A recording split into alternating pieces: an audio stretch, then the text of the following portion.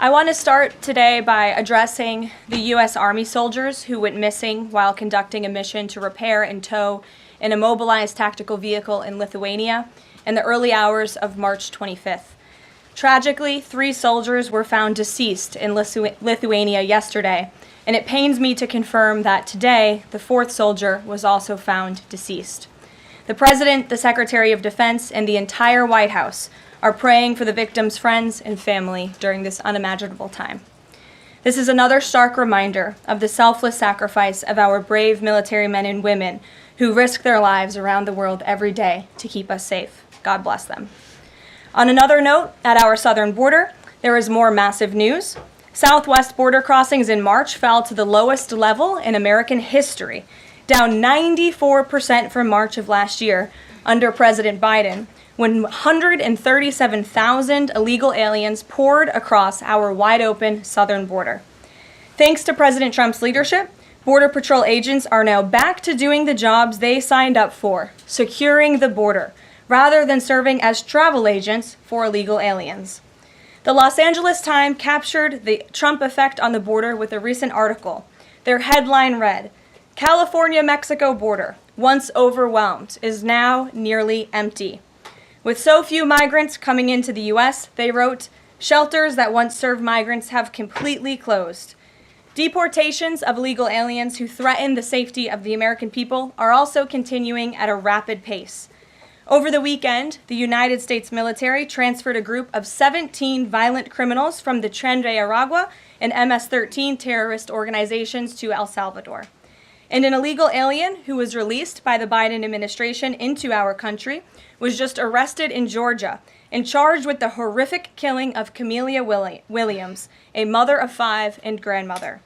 The suspect has now been indicted on charges of malice murder, felony murder, aggravated assault, rape, aggravated sexual battery, and necrophilia, which, for those who don't know, necrophilia is a sexual obsession with a corpse. This suspect was ordered to be removed in July 2023, but the Biden administration allowed him to stay. This case represents the ruthless murderers, rapists, and pedophiles who Joe Biden and Democrats let into our country over the past 4 years through our southern border. They should have never been here in the first place. Keep this in mind the next time you see Democrats protesting future illegal alien removals from our country. President Trump is focused on fulfilling his greatest obligation, to keep the American people safe and to defend our country from violent invaders. Looking ahead to tomorrow, April 2nd, 2025, will go down as one of the most important days in modern American history. Our country has been one of the most open economies in the world, and we have the consumer base hands down, the best consumer base. But too many foreign countries have their markets closed to our exports. This is fundamentally unfair.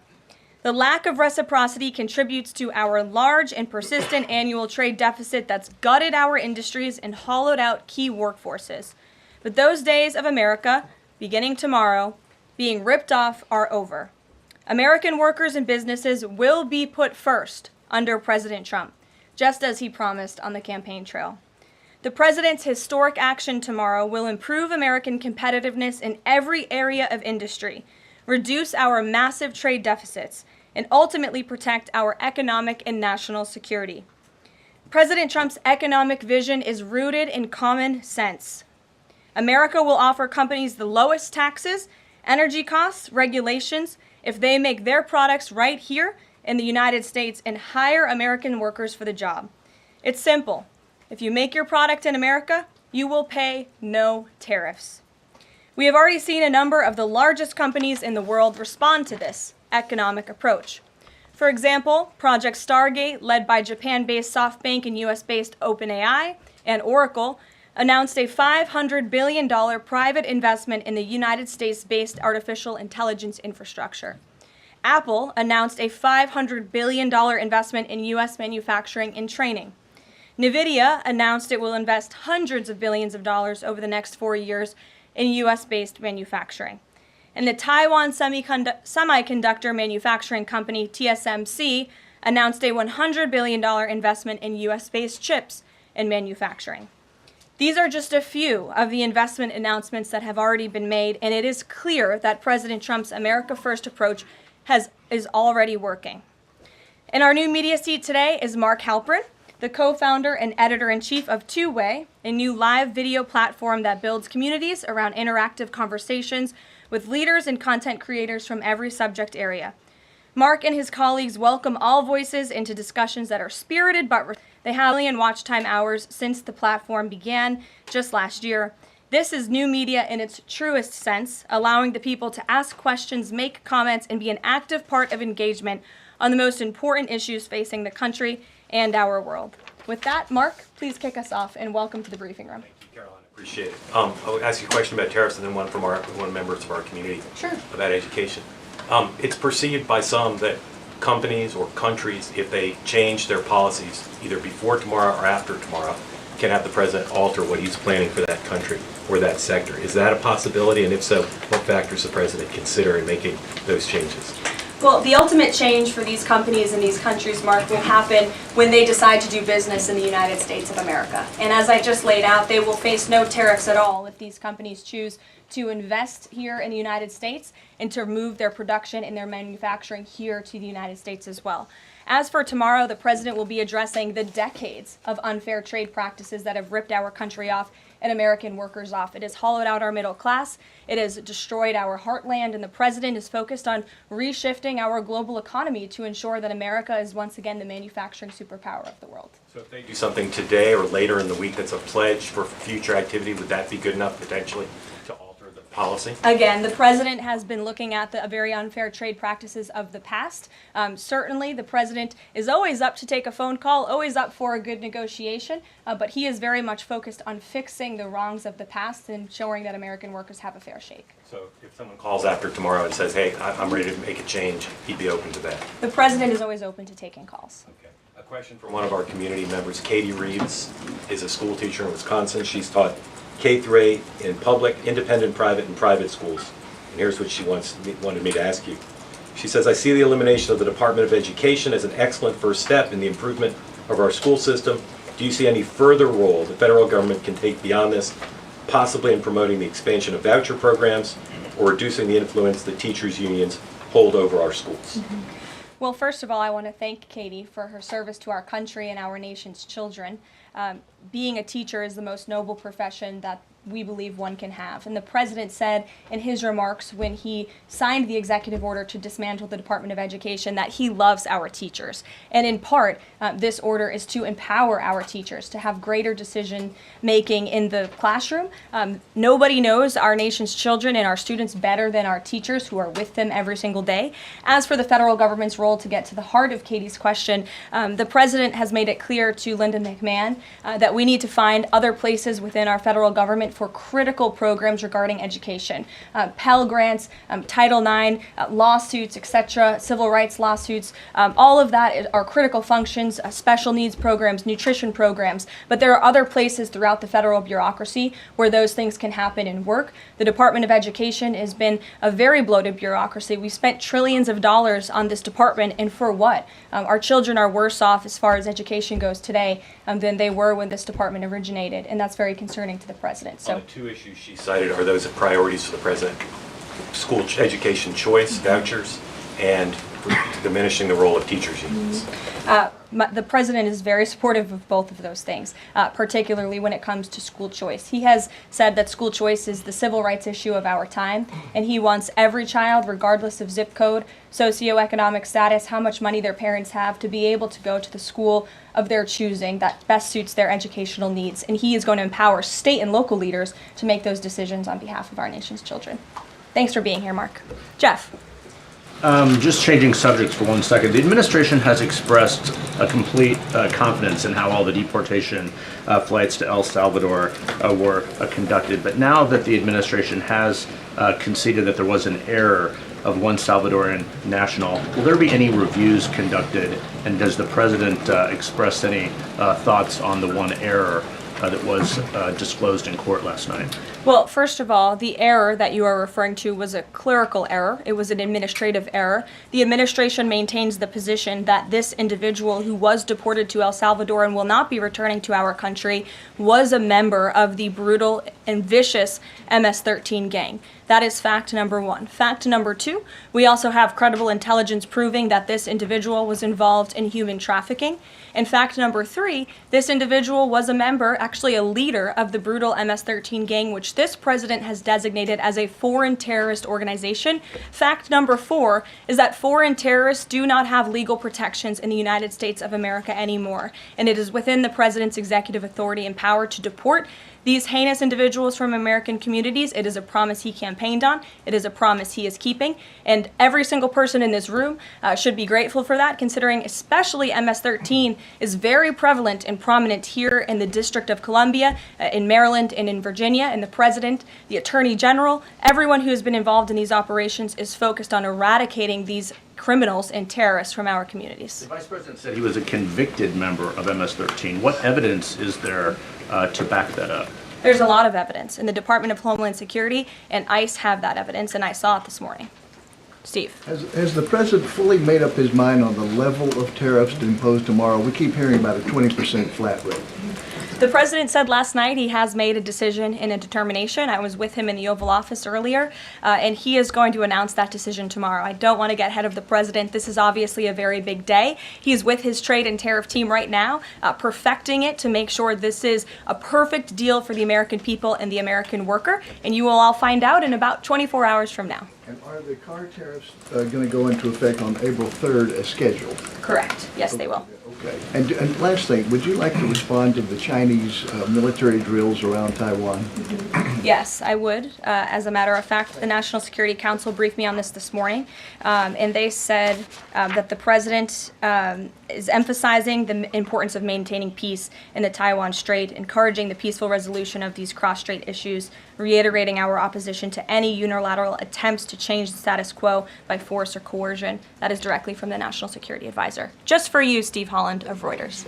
Monica. Thank you so much, Caroline. Elon Musk this week revealed that Doge found that the Biden administration issued over 2 million social security numbers to illegal aliens, found 20 million dead people marked as alive in the social security system. Has the White House confirmed these numbers with Elon, and is the White House looking into correcting this? I'm not sure about those specific numbers that Mr. Musk cited. I can tell you what the Social Security Administration has said themselves, according to an Inspector General's report that was conducted last year, showing there was nearly $80 billion worth of fraud in this program. We know for a fact there are individuals who should not be receiving benefits on the Social Security rolls, and this administration is focused on cleaning out the waste, fraud, and abuse in every agency, but particularly in Social Security, to make it stronger for our tax-paying, law-abiding citizens who deserve these entitlements and programs. Because you did bring up Doge, I do want to tout the incredible efforts that have been made at the Environmental Protection Agency, and Administrator Lee Zeldin is just doing a tremendous job. Just yesterday and today it will be going into effect. He announced that taxpayers will be saved $8 million in annual lease costs by moving staff out of the 323,000 square feet of space that the EPA currently occupies, which is completely unnecessary. Yesterday, Administrator Zeldin also announced he will be shutting down a museum that the Biden administration built to tell a selective story about the EPA's history and climate change. It was a real pat on the back to President Biden. And guess how much American taxpayers paid for it? $4 million for this museum that I think only 1,000 visitors saw last year alone. And it will cost American taxpayers $600,000 per year to operate this museum. Well, it's not going to exist anymore. We're going to save taxpayers those critical funds. And Administrator Zeldin is very proud to announce that. And just at EPA alone, and the cuts that they have made, they've saved taxpayers more than $22 billion in wasteful grants and spending. Peter. Thank you, Caroline. When the president goes down to Florida on the weekends, does he ever hear from, there are so many retired folks down in Florida, does he ever hear from any retired Americans who are stressed about these wild swings in the stock market because of the tariff uncertainty, and they're sitting there on fixed income or living off a 401k, and They don't know how much money's going to be left. Well, certainly they are legitimate concerns, and the president takes those concerns very seriously, and he's addressing them every single day. And tomorrow's announcement is to protect future generations of the senior citizens you mentioned. It's for their kids and their grandkids to ensure that there are jobs here in the United States of America for their children to live the American dream, just like they presumably did. And as for their worries about their 401ks, their Social Security, I just addressed Social Security. This president is always going to protect it for our tax-paying senior citizens. As for their 401ks, look at what President Trump did for you in his first term. He is working on implementing that economic formula every single day by lowering inflation, lowering energy prices, massive deregulatory efforts, while simultaneously effectively implementing tariffs. And they'll hear more about that announcement tomorrow. And you said that the president right now is with the trade and tariff team. They are very confident that this is all going to work. But what if Yes. they're wrong? They're not going to be wrong. It is going to work. And the president has a brilliant team of advisors who have been studying these issues for decades. We are focused on restoring the golden age of America and making America a manufacturing superpower. And again, Peter, I would point you to the investments that have already trickled into this country. And the president hasn't even made his tariff announcement yet tomorrow. There have been billions of dollars in private investments from around the world pouring into American communities. What does that look like for those watching at home, for the people you mentioned worried about their own economic circumstances? It means more jobs in your communities, which means more money, more investments, more money in your pocket. That's what the president is committed to. And I would be remiss if I didn't mention the president's commitment to tax cuts, which we are counting on Congress to do, especially on Social Security. And one more. Sure. Are the special elections today a referendum on the president? I think first of all, as you know, I'm a government employee now, so I'm not very much allowed to comment on elections that are taking place. That's something to get used to, having just been on the campaign trail for quite some time. But the president is the leader of the America First movement and the MAGA movement. And that was made very clear on November the 5th when he received nearly 80 million votes. I could also say that it is the constitutional right of every law-abiding American in these places where these elections are being held to vote, and every American should exercise their constitutional rights. Sure. Thanks, Carolyn. A few questions about this deportation case. First, I wanted to clarify something that you said to Jeff a few minutes ago. You said you'd seen evidence that this man was a convicted gang member. In what court was he convicted and for what? This individual was an MS-13 ringleader. This individual was also engaged in human trafficking. And I'm glad you brought up this point again, because I would like to point out that if you just saw the headline from the insane, failing Atlantic magazine this morning, you would think this individual was Father of the Year, living in Maryland, living a peaceful life, when that couldn't be further from the truth. They didn't even mention in the title of that article, or even in the first paragraph, that this individual is an illegal criminal who broke our nation's immigration laws. He is a leader in the brutal MS-13 gang, and he is involved in human trafficking, and now MS-13 is a designated foreign terrorist organization. Foreign terrorists have no legal protections in the United States of America, and this administration is going to continue to deport foreign terrorists and illegal criminals from our nation's interior. But a judge ordered that he should remain in this country. So are you saying that it is okay to ignore a judge's ruling if you don't like it? Who does that judge work for? He's an immigration It was an judge. immigration judge who works for the Department of Justice at the direction of the Attorney General of the United States, whose name is Pam Bondi, who has committed to eradicating MS-13 from our nation's interior. And let me tell you why we've made this commitment. MS-13, may I remind each and every one of you, is a brutal and vicious gang. They raped and strangled a 20-year-old autistic woman to death in Maryland. They hacked 4 people to death with machetes in a park on Long Island. They have kidnapped, sexually tortured, and shot a teenage girl in Texas after she insulted them, allegedly. Killed and mutilated a 17-year-old girl in Virginia, stabbing him 16 times and cutting off his hands. They beheaded and cut out the heart of a man in Washington, D.C., They raped and murdered a 13-year-old girl in California. They sex trafficked a slew of young girls, including one who was just 12 years old. Raped an 11-year-old girl in Brooklyn while her brother was in the room. Sex trafficked a 13-year-old in Maryland and Virginia, miles away from this White House, even beating her 26 times on her backside with a baseball bat. Pressured homeless New Yorkers to undergo unnecessary surgeries such as spinal fusion in order to bolster their fraudulent lawsuits. These are vicious criminals. This is a vicious gang. And I wish that the media would spend just a second of the same time you have spent trying to litigate each and every individual of this gang who has been deported from our country as the innocent Americans whose lives have been lost at the hands of these brutal criminals. We maintain our position, and very strongly so. Jennifer. One more on the tariffs. Can you say what the latest thinking is on the start date? I know you were just in the Oval.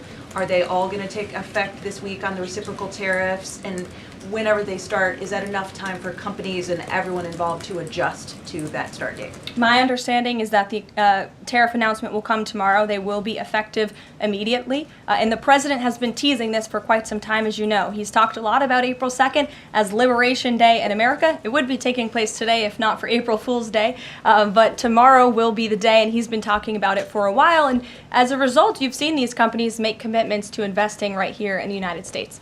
Jasmine. Thank you so much. I wonder, back on tariffs, what, if any, market indicators is the White House looking for to see if this tariffs plan is successful down the line?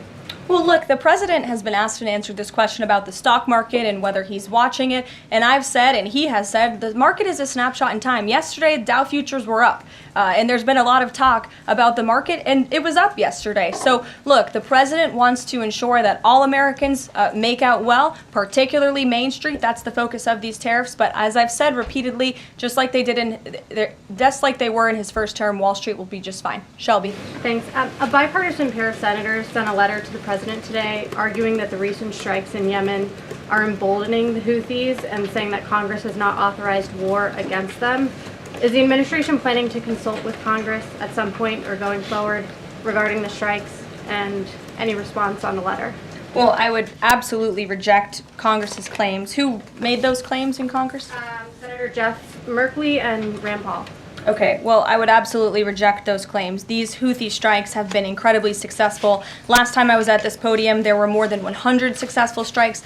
There have now been over 200 successful strikes against the Houthis. Iran is incredibly weakened as a result of these attacks, and we have seen they've taken out Houthi leaders. They've taken out critical members who were launching strikes on naval ships and on commercial vessels, and this operation will not stop until the freedom of navigation in this region is restored, which is a critical principle. And this president stands behind our Defense Department, who's doing a tremendous job. And are they going to, is the White House going to confer with Congress going forward on this? I would have to ask our team here at the White House, but the president is well within his authority, as is the Secretary of Defense. Again, these are defensive strikes. The Houthis have been launching attacks on U.S. naval vessels and commercial ships for quite some time.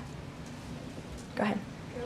Caroline, Yeah. the pause on the Canadian and Mexican tariffs, the fentanyl tariffs, that's set to expire tomorrow. Is the president considering extending that pause? Look, I will let the president speak on the specifics of the tariffs tomorrow. But as for fentanyl, we have seen this has certainly caused a national security crisis here in the United States.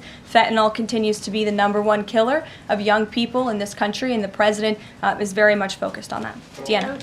Thank you, Caroline. The president recently signed an executive order on making D.C. safe and beautiful. On the campaign trail, he talked about making New York great again. Does he have any plans on establishing a similar task force? Has he been pressuring Governor Hochul in any way in his conversations about New York and lowering crime? Well, he has been in correspondence with Governor Hochul quite a bit on the issue of crime, also on the issue of congestion pricing, and so many other issues that are facing New Yorkers. And he wants New York to clean up their streets just as he does here in Washington, D.C. He also speaks to Mayor Adams as well. So he's engaged with state and local leaders across the entire country to ensure they're doing their part to help American citizens in each and every state, regardless of if it's a red state or a blue state. A question on Russia. Yesterday, the Russian government said that their new goal is 160,000 conscripts for the war. Has the president seen that number, and does he have any response given his recent conversations on peace talks? Well, I can tell you what the president said last night, and that is he is frustrated with leaders on both sides of this war. He wants this war to end. There are men that are dying on both sides, and it's been going on for far too long. Our team continues to be engaged with the Russians as we are with the Ukrainians, and the president continues to be very, very much engaged on this topic every single day. Caroline. Sure. Caroline, Sure. The president said over the weekend that he couldn't care less if prices went up on foreign cars because people buy more American cars. There's been consensus from a lot of economists that these tariffs could raise prices on other goods as well. Is the president comfortable with Americans on Main Street paying more because of these tariffs? The president is doing everything he can, and this entire administration is doing everything we can to bring down the cost of living in this country. An inflation mess that was fueled by the previous administration's reckless spending, overburdensome regulations that this administration is focused on slashing every single day. I just read you a statistic just from the Environmental Protective Agency alone. We're saving taxpayers money that's ultimately going to drive down inflation, and we're unleashing the might of our energy industry, which will bring down prices as well. To the heart of your question, because this is very important to the American people, you should trust what this president did for you in his first term. He effectively utilized tariffs while driving down inflation. It was a record low 1.4% when he left office, and he's focused on getting back to that. It's unfortunate the previous administration left us in this mess. Sure. Representative Anna Paulina Luna left the Freedom Caucus over their lack of support for her bill that would allow new parents to proxy vote around 12 weeks around the birth of their baby. Does the president support that bill? I'm not sure. I haven't actually talked to the president about that bill, but I certainly can and can get a take on if he supports it or not. Thank you. And one more. The D.C. Circuit ruled last week that the president can fire holdover Biden appointees of independent agencies. Will this ruling empower President Trump to dismiss more federal employees? Well, the president has given the responsibility to his cabinet secretaries to hire and fire at their respective agencies, and they reserve that right. You saw the Secretary of Health and Human Services announced more layoffs today. This is all part of the administration's effort for a mass reduction in force in the federal bureaucracy here in Washington, D.C. to save American taxpayers money. As for agencies within the president's executive authority, the president retains that right. And we've seen there have been bureaucrats at some of these agencies that have been trying to act independent. They need to remember who they work for. It's the executive of the executive branch. You look at the United States Institute of Peace, for example. There was a little bit of a standoff with bureaucrats over there who didn't want to realize who they work for, and that is Donald Trump. And President Trump is focused on streamlining these agencies to save American taxpayers money, and he has every right to do that. Caroline. Sure. Go ahead. Thanks, Caroline. Yeah. In Gaza, the bodies of 15 rescuers have been found in their sort of ambulances where they were apparently killed by Israeli forces. Just wondering if the White House is going to be calling on Israel to investigate that and to try and avoid similar casualties involving rescue workers in future. Well, as for the specific situation you just mentioned, I'll talk to the president about it and our national security team. What I can tell you is what I've spoken with the president on. He very much remains committed to backing Israel, and it was only because of this president and his team's leadership that we had a temporary ceasefire in Gaza, that we were able to bring many hostages home. And the president made it very clear to Hamas, you get the hostages out, all of them, or there will be hell to pay. And Hamas is certainly witnessing what it feels like for all hell to be paid, and the president supports Israel's right to defend itself. Any progress at all on a ceasefire at the moment, as far as the president's concerned?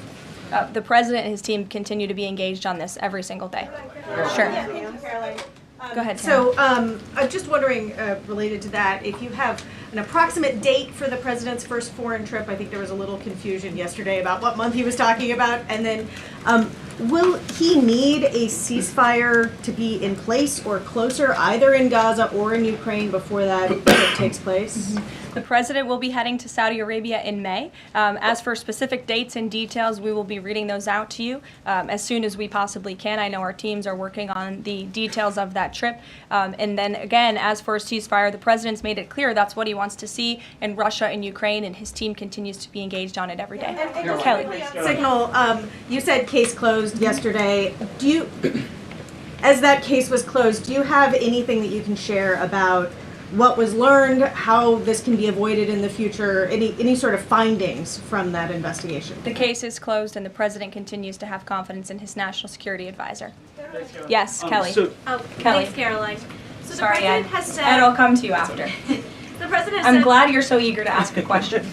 It's Liberation Day. Yes, it is. Caroline, the president has said foreign Tomorrow. countries and companies will eat the cost of tariffs. In his speech on Inauguration Day, he said, quote, "Instead of taxing our citizens to enrich other countries, we will tariff and tax foreign countries to enrich our citizens. Right. So then why did he have to tell the domestic automakers not to raise prices? Well, that was a private conversation that was had. I'm not sure if that comment was made or was not made. But as for what the president said in his Inauguration Day speech, he's absolutely correct. A tariff will be a tax on these foreign nations, these foreign companies, and if they want to be absolved of that tariff, then they can come here to the United States of America to do business, bring their jobs here. Edward, go ahead. Thank you. So Canadians have been negotiating with the Commerce Secretary over the trade, the tariffs. How many companies are mutually talking with the U.S. or countries are mutually talking with the U.S. to lower tariffs? I don't have a specific number, but I can tell you there have been quite a few countries that have called the president and have called his team in discussion about these tariffs. But again, there's one country the president cares most about, and it's the United States of America, and doing what's best for the people who elected him to this office to restore their jobs, their wealth, and their prosperity. I'm looking at the clock. I have a hard out today. I have a hard out today because I'm actually heading over to the State Department with the First Lady of the United States. She will be delivering remarks at 1 o'clock this afternoon at the 19th International Women of Courage Award ceremony with our great Secretary of State Marco Rubio that starts at 1. This is the 5th year Mrs. Trump is participating and standing with brave women leaders who embody American values abroad. And the First Lady in her remarks today will highlight the profound connection between the love and courage that will be shown by this year's honorees. I encourage everybody to tune in at 1 o'clock, and then we'll see you all tomorrow for Liberation Day. Thanks, guys.